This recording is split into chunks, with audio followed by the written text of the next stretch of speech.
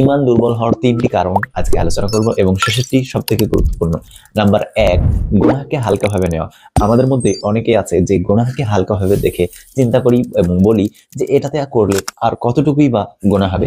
উদাহরণস্বরূপ আমি বলতে পারি যে রাস্তায় কোনো বেগানা নারী যদি যায় তখন আমরা তাদের দিকে দৃষ্টি দিই এবং ভাবি যে এটাতে আর কি বা গুনাহ হবে, কিন্তু শয়তান এই ছোট্ট গুনাহ থেকে আমাদেরকে বড় গুনাহ থেকে ধাবিত করে। সুতরাং আমরা কোনো গুনাহকেই হালকাভাবে দেখব না।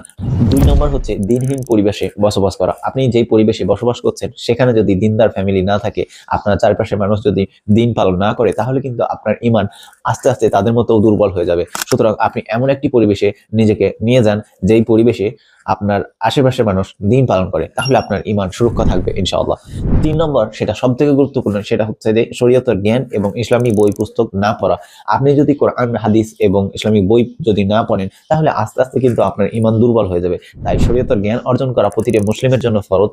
তাই আমরা কিছু সময় হলেও প্রত্যেক দিন আমরা দ্বীনের জ্ঞান অর্জন করব ইনশাআল্লাহ।